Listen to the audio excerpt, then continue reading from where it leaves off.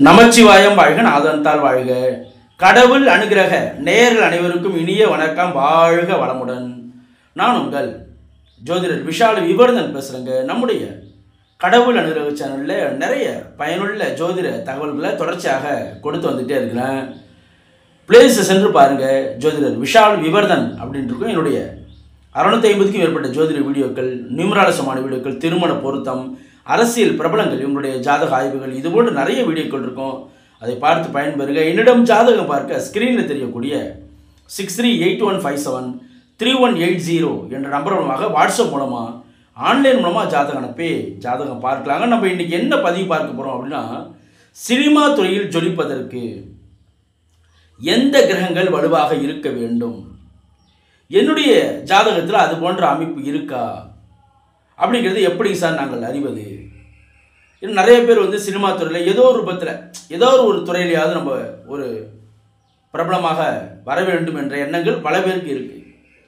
அப்போ அது போன்ற கிரகங்கள் உங்களுடைய ஜாதகத்தில் வலிமையாக இருக்கின்றதா அப்படிங்கிறத நீங்கள் பார்க்கணும். அப்போ இந்த சினிமா துறைக்கு காரணமான கிரகங்கள் என்னென்ன, அப்போ என்னென்ன தசைகள்லாம் நடைமுறையில் வரும்போது நம்மால் சினிமா துறையில் சாதிக்க முடியும் அப்படிங்கிறத இந்த பதிவில் பார்க்கலாங்க. பொதுவாகவே ஒரு ஜாதகத்தில் சினிமா துறை அப்படி சொல்லிட்டாலே 2 முக்கியமான கிரகங்கள் நீங்கள் எடுத்துக்கணும். அந்த கிரகனுடைய அமைவிடத்தையும் எடுக்கணும். எந்த இடத்துல இருக்குது, யாரோடு இணைந்திருக்கின்றார், எந்த கிரகத்தினுடைய பார்வை பெற்றிருக்கின்றார் என்ற பாயிண்ட்டுக்கு நீங்கள் வரணும். அந்த அமைப்பில் நீங்கள் பார்க்கும்போது மிக முக்கியமான கிரகங்கள்னு சொல்லும்போது புதன் மற்றும் சுக்கிரன். நீங்கள் எல்லா நடிகர்கள், பிரபலமான நடிகர்களுடைய ஜாதகத்தை எல்லாத்தையுமே நீங்கள் எடுங்க.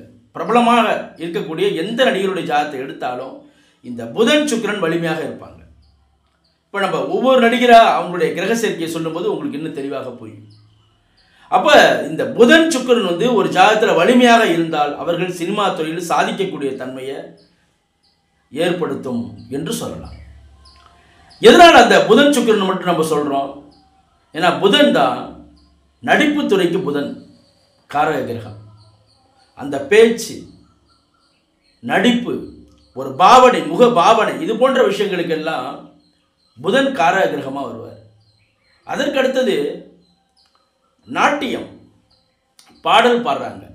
அப்போ பாடகராக இருக்கிறது சில பேர் பார்த்தீங்க அப்படின்னா நடிகரே நல்ல நடன கலைஞராகவும் இருக்கார், நடிகரே சிறந்த பாடகராகவும் இருக்காங்க. இப்போ அது போன்ற அமைப்பில் இருக்காங்கல்ல. அப்போ இதற்கும் காரக கிரகம் எது அப்படின்னா சுக்கிர பகவான். இந்த புதனும் சுக்கிரனும் நல்ல நிலையில் இருக்க வேண்டும். உதாரணத்திற்கு தற்போது உச்ச நடிகராக இருக்கக்கூடிய சூப்பர் ஸ்டார் திரு ரஜினிகாந்த் அவர்கள் அப்போ ரொம்ப மிக நீண்ட காலமாக சினிமா துறையில் தொடர்ச்சியாக நல்ல ஒரு உச்ச இடத்துல இருந்து பயணித்து வந்து கொண்டிருக்காங்க. அப்போ இந்த ஜாதகத்தினுடைய அமைப்பு என்னங்க சார்? இப்போ எப்படி இவங்களால் தொடர்ச்சியாக சினிமா துறையில் சாதிக்க முடியுது? திரு ரஜினிகாந்த் ஐயா அவருடைய ஜாதகத்தில் நீங்கள் பார்த்தீங்கன்னா லக்னத்திற்கு 5ஆம் இடத்துல புதன் சுக்கிரன், சிம்ம லக்னம், மகர ராசி, திருவோண நட்சத்திரம். 5ஆம் இடத்தில் அமர்ந்த புதன் சுக்கிரனுடைய இணைவு தொடர்ச்சியாக சினிமா துறையில் மிகப்பெரிய ஒரு வெற்றியை கொடுத்து கொண்டே இருக்கின்றது என்று சொல்லலாம். மிக முக்கியமாக நம்ம இன்னொரு பாயிண்ட் எடுக்கணும். லக்னாதிபதி பலமாக இருக்க வேண்டும். அவருடைய ஜாதகத்தில் நீங்கள் பார்த்தீங்க அப்படின்னா லக்னத்தை குரு பார்ப்பார். லக்னாதிபதி என்று சொல்லக்கூடிய அந்த சூரியன் 4ஆம் இடத்திலே உச்சனுடைய வீட்டில் அமர்ந்திருப்பார். லக்னாதிபதிக்கு வீடு கொடுத்தோம் உச்சம். அப்போ சினிமா துறையில் சாதிப்பதற்கான அமைப்பு இந்த ஜாதகத்தில் வந்துருச்சு. அதற்கு அடுத்தது அதற்கு ஏற்றார் போல தசைகள், அற்புதமான தசை. குரு வீட்டில் நின்ற ராகு தசை, அடுத்தது குரு தசை, 2ஆம் இடத்திலே புதனுடைய வீட்டில் சூட்சம் உருவாக அமைந்த சனி பகவானுடைய தசை, தற்போது புதன் தசை, புதன் சுக்கிரனுடைய இணைவுல. அப்போ தொடர்ச்சியாக வரக்கூடிய தசைகள் யோகமான திசைகளாக இருக்கின்றன. இந்த பாயிண்ட் வரணும். அடுத்தது பார்த்தீங்கன்னா திரு நடிகர் விஜய் அவருடைய ஜாதகத்தை நீங்கள் பார்த்தீங்கன்னா புதனும் சுக்கிரனும் ரொம்ப ரொம்ப பலமாக இருப்பாங்க. புதன் முழுக்க கன்னி லக்னம். திரு விஜய் அவர்கள் கன்னி லக்னம். லக்னத்திற்கு 10ஆம் இடத்திலே அந்த புதன் குருவின் பார்வையிலே, லக்னத்திற்கு 9ஆம் இடம் என்கின்ற பாக்கியஸ்தானத்திலே அந்த சுக்கிரன் ஆட்சி பெற்ற நிலையிலே புதனும் சுக்கிரனும் பலம் பெற்று அமர்ந்து விட்டார்கள். திரு நடிகர் கமலஹாசன் ஐயா அவருடைய ஜாதகத்தை பார்த்தீங்க அப்படின்னா இதே போல தான் சுக்கிரன் முழுமையான குருவினுடைய பார்வையில் புதன் சுக்கிரனுடைய வீட்டில் சந்திர அதியோகத்தில். திரு நடிகர் கமலஹாசன் ஐயா அவருடைய ஜாதகம். நீங்க எந்த பிரபலமான நடிகருடைய ஜாதகம், தற்போது பிரபலமாக இருக்கக்கூடிய திரு நடிகர் சிவகார்த்திகேயன் அவர்களுடைய ஜாதகம் பார்த்தீங்கன்னா புதன் சுக்கிரன் பலமா இருப்பார். அதே போல நடிகர் திரு சூர்யா அவருடைய ஜாதகத்தில் புதன் சுக்கிரன் பலமாக இருக்காங்க. திரு நடிகர் அஜித் அவருடைய ஜாதகத்தில் புதன் சுக்கிரன் ரொம்ப ரொம்ப பலமா இருப்பாங்க.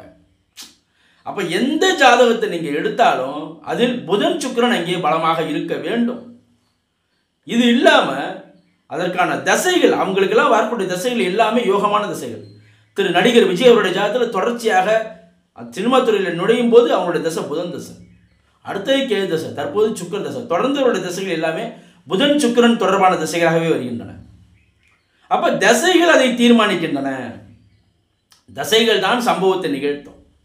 புதன் சுக்கிரன் பலமாக இருந்தாலும் நல்ல தசைகள் நடக்க வேண்டும். இதற்கெல்லாம் மிக முக்கியமாக லக்னாதிபதி லக்னம் வலுவாக இருக்க வேண்டும். திரு நடிகர் விஜய் அவருடைய ஜாதகத்தில் லக்னாதிபதி புதன் 10ஆம் இடத்தில் அமர்ந்து குருவின் பரிபூர்ண பார்வையில், லக்னாதிபதி பலம் பெற்று ஆட்சி பெற்று அமர்ந்திருக்கின்றார், குருவின் பார்வையிலே இருக்கின்றார். திரு நடிகர் விஜய் அவருடைய திரு நடிகர் அஜித் அவருடைய ஜாதகத்தை நீங்க பார்த்தீங்க அப்படின்னா சிம்ம லக்னம், லக்னாதிபதி உச்சம், லக்னாதிபதி பலம் பெற்று உச்சம், 8ஆம் இடத்துல புதன் சுக்கிரனோடு இணைந்து நீச்சபங்க ராஜயோகம். அப்ப இது போன்ற அமைப்பெல்லாம் கொடுக்கும் போதுதான் அந்த ஜாதகம் மேல் நோக்கி பயணிக்கக்கூடிய, ஒரு வளர்ச்சியை நோக்கி பயணிக்கக்கூடிய ஒரு ஜாதகமாக, சினிமா துறையில் தொடர்ச்சியாக சாதிக்கக்கூடிய ஒரு ஜாதகமாக அது இருக்கின்றது. அப்ப இது போன்ற அமைப்பு இருக்கான்னு பாருங்க.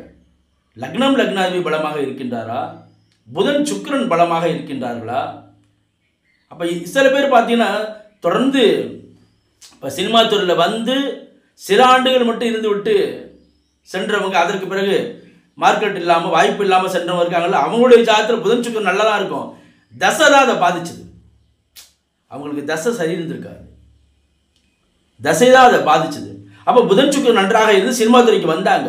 ஆனால் அதில் தொடர்ச்சியாக நீடிக்காமல் முடியாமல் போன எத்தனை நடிகர்கள் இருக்காங்க, ஜொலிக்க முடியாமல் போன நடிகர்கள் இருக்காங்கல்ல. அப்போ அதெல்லாம் ஏன் நடந்தது? அப்போ எப்படி அவங்க வந்தாங்க, எதனால் ஜொலிக்காமல் போனாங்க? அப்போ இதுக்கு என்ன பாயிண்ட் அப்படின்னா, அவர்களுக்கு நடந்த தசை, அதாவது நல்ல தசை நடக்கும்போது அவங்க வந்தாங்க, அடுத்த சில ஆண்டுகளில் அவர்களுக்கு ஆரம்பித்த அவயோக தசையால் அவர்கள் அந்த திரைப்படத்துறையிலிருந்து விலகக்கூடிய தன்மையும் அதில் வாய்ப்பு கிடைக்க இயலாத தன்மையும் ஏற்பட்டது என்று சொல்லலாங்க. அப்ப இது போன்ற அமைப்பு இருந்தால் கண்டிப்பாக திரைத்துறையில் தொடர்ச்சியாக சாதிக்கலாம். அதுல புதன் சுக்கிரன் இணைவு இருந்து இதுல ராகுவினுடைய தொடர்புல தசை நடந்ததுன்னு வச்சுங்களேன், ராகு சிறப்பாக இந்த தசை நடத்துறாருன்னா மிகப்பெரிய புகழை கொடுத்துருவார், சினிமா துறையில மிகப்பெரிய புகழை கொடுத்துருவார். ராகுவும் சனியும் நன்றாக இருந்து, அதாவது புதன் சுக்கிரன் சேர்க்கை இருக்கணும், புதன் சுக்கிரனுடைய இணைவு இருந்து அது வந்து ஒரு நல்ல நிலையில் இருந்து புதன் சுக்கிரன் நன்றாக இருந்து இது போன்ற தசைகள் வரும்போது பெரிய வளர்ச்சியை கொடுக்கும். அப்போ இந்த அமைப்பெல்லாம் இருக்கா அப்படிங்கிறது இருந்ததுன்னா கண்டிப்பாக சினிமா துறையில் பெரிய ஒரு வளர்ச்சியை காணலாம் என்று சொல்லலாங்க. இது போன்ற இன்னும் பல்வேறு ஜோதிட தகவல்களை தொடர்ச்சியாக நம்முடைய சேனலில் பதிவு செய்வோம். நன்றி, வணக்கம். வாழ்க வளமுடன், வாழ்க வையகம், வாழ்க பிரபஞ்சம்.